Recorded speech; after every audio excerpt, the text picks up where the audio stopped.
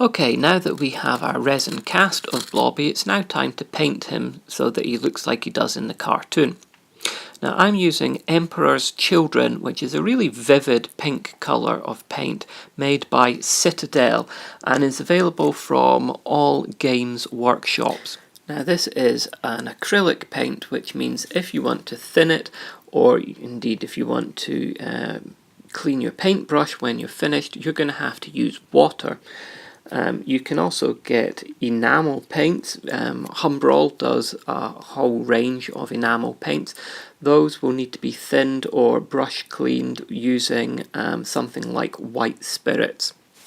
Now I'm not thinning this though, or in fact mixing it with any other colours. I'm just using it straight out of the pot because it's actually a really good base colour for Blobby. Now I have got the Toxic Crusaders on DVD, the German full release box set. Now unfortunately it's only ever been released in German, but thankfully it does have the English subtitles on that. Now by watching that I was able to get really good pin down on the colours, and one of the main things with painting is trying to develop a really good eye for colour and for shade and tone. Now, when we get to points where you're painting and you've almost painted the entire thing, you can see here I'm using a needle. Sometimes it's good to hold things still while you're doing them, but you need something small in order to do that. Something else you could try doing is to blue tack. Put some blue tack on the bottom of the object that you're painting and blue tack that down onto something like the end of a paintbrush, and then you can hold the paintbrush while you're painting everything else. But you see, this just helps you to get the paint into everywhere, and I could wait until half of it's dry, holding half of it, and then hold the painted part and paint the other part that hasn't been painted yet, but I like to try and get everything done in one single go and then leave it to dry. You can see here I've made several casts using my silicone mould, and I've painted them all the same colour. Next thing I'm going to do is a technique called dry brushing.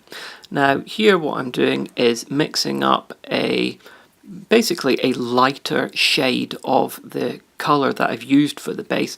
So using the Emperor's Children pink and mixing that with some white just to get a lighter version of that, and then once that's mixed up I'm then going to take that and basically try and get as much of the paint off of the paintbrush as I can. Now to do that, what I want to do is basically brush off the paint onto a scrap of paper. I'd use just using the newspaper here that I've got everything sitting on, and I'm just trying to get rid of as much of the paint as possible off of the brush so that what's left on the brush is just a very, very fine, dry, almost powdery light pink colour, so that there's not very much. This is why it's called dry brushing, because you want your brush to be pretty much dry when you're applying the paint. Once most of the paint is off, ready to go. Now you can see here that the detail really is running from the top of the head to the base vertically. So in order to get the best highlighting on there, I'm going to do it from left to right horizontally. So I'm moving across the detail, and that way you're going to really highlight everything that is raised. And the point of doing that is that you're leaving the original darker colour in all the crevices and the low areas, and the lighter areas you're highlighting so that they stand out more. It's a very subtle difference, but it does make a big difference to the finished article. You can see that it takes time, and you've got to slowly build it up. You don't want to add too much in one go. If you do that, then what will happen is it will just look a bit silly, really. It will just look too much it'll be a bit blobby, and it won't get nice even blending.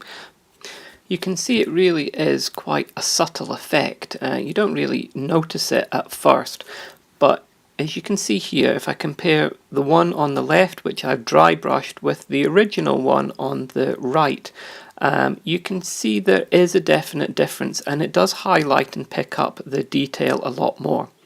And here you can see I've then gone ahead and highlighted all of them. So the next thing I'm going to do is go ahead and start adding some of the detail. I'm going to start first of all with the black inside the mouth, and for that I'm using a Humbrol satin black, and I don't want to use that straight out of the pot. I'm going to thin that down very slightly with some white spirits, because that's an enamel, so that won't thin with water like the pink did. I'm applying it carefully with a much smaller brush, and what I'm trying to do is just basically work that into all the cracks and the crevices. I particularly want it between the teeth, because later when we paint the teeth white, I want to have that black gap between the teeth.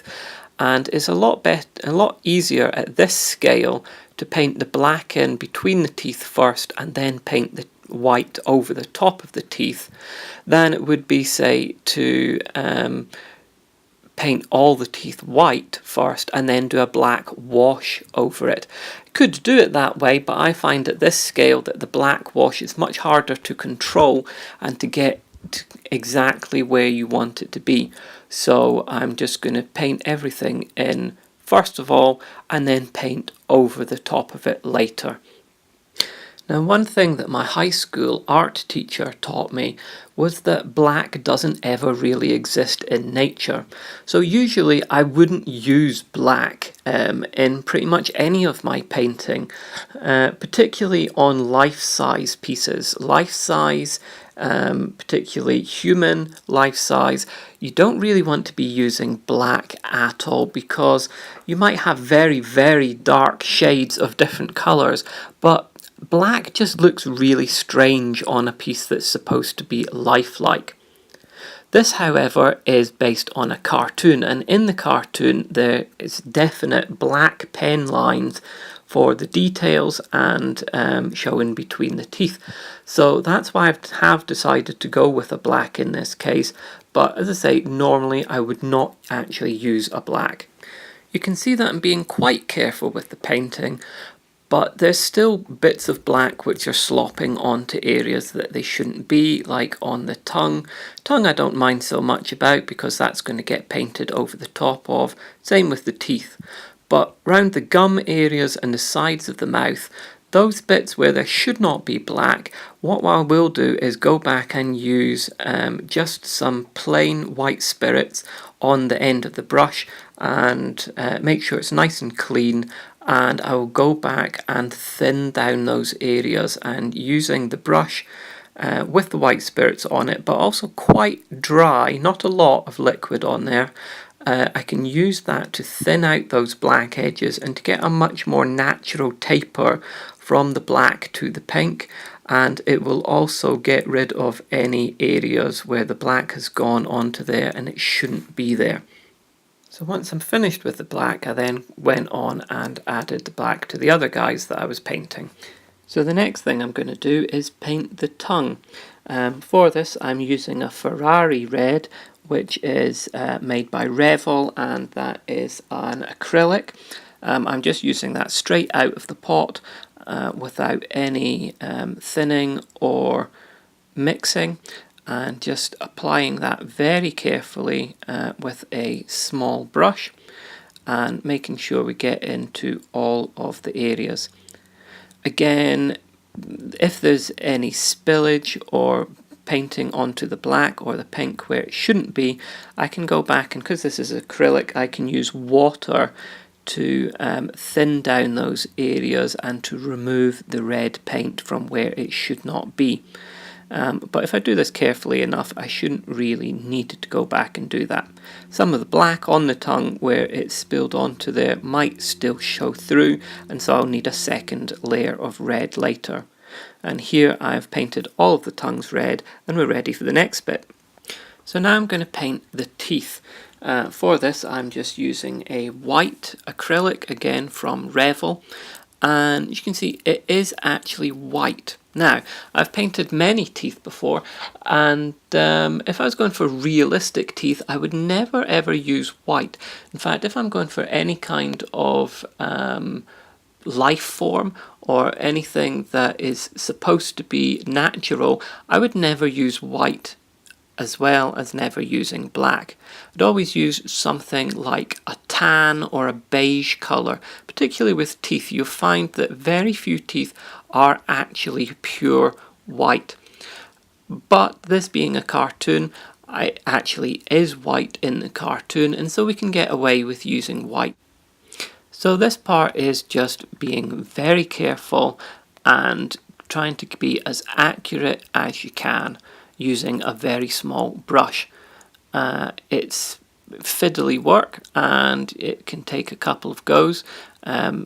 Sections like with that white has spilled over there into the black where it shouldn't be, I can clean off a little bit later with some water on the brush.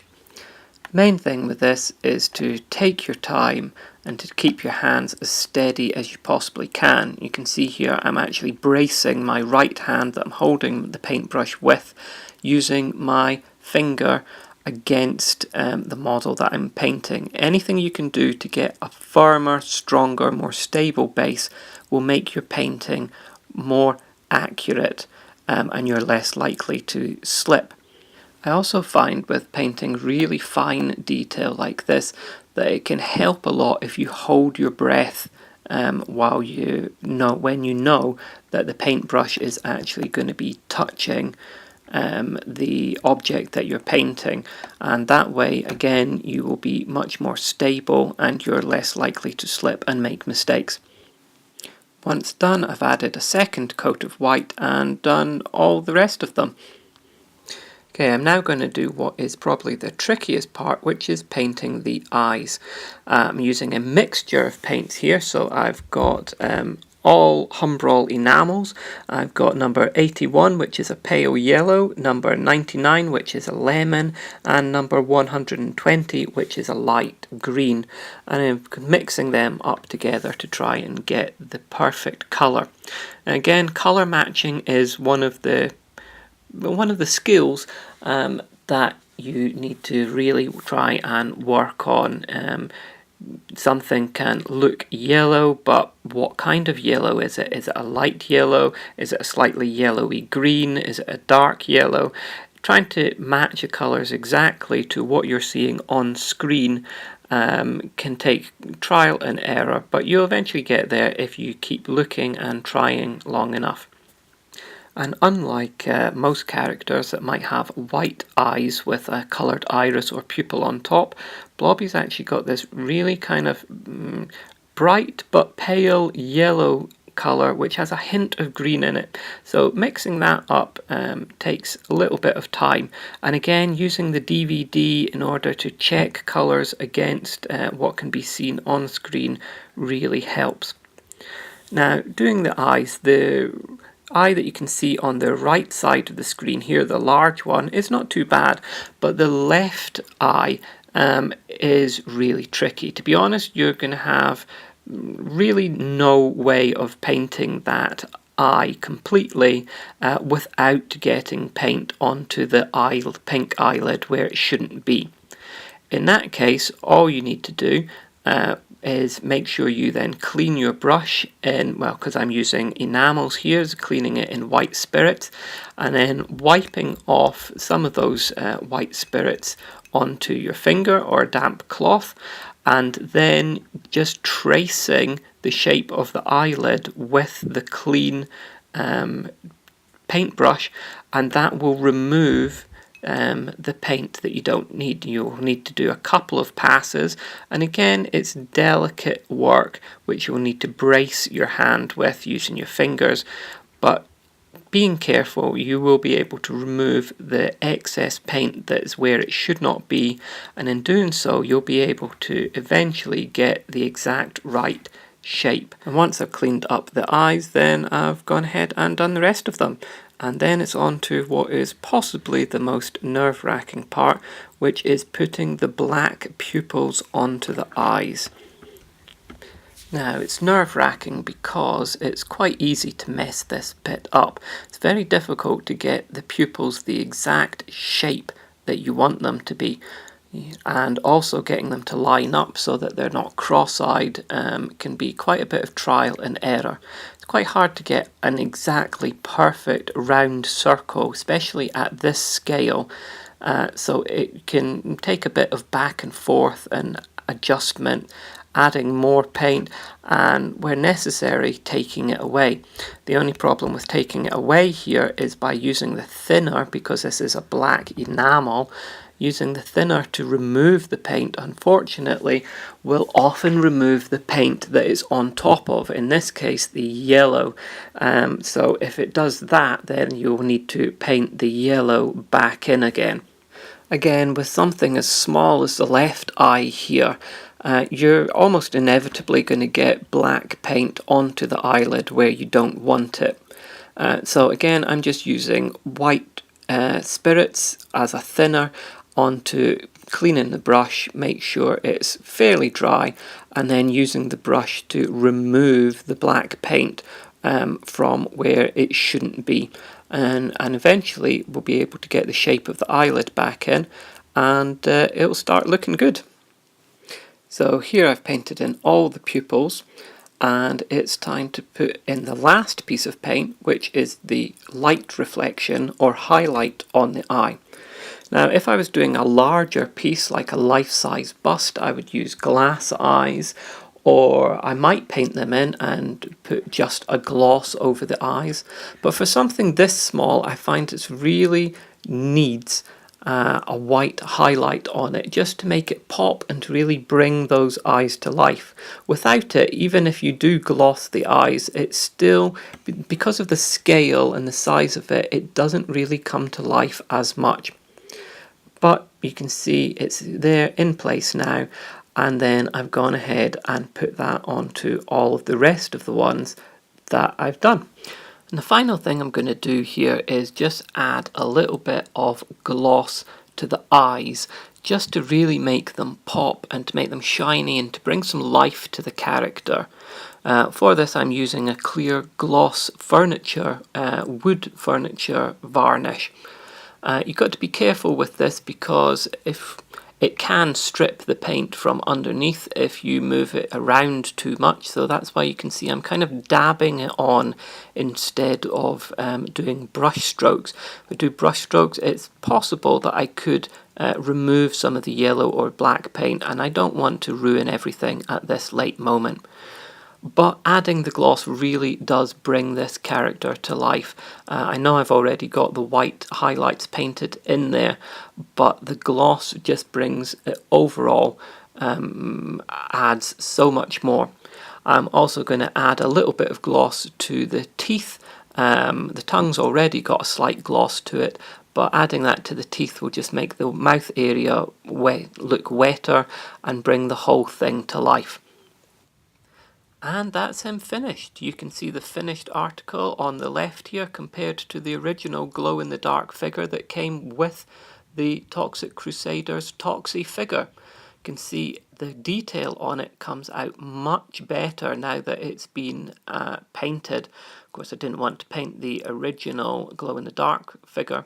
And Toxie now has his little buddy Blobby, and they can battle Dr. Kilmoff and the forces of evil.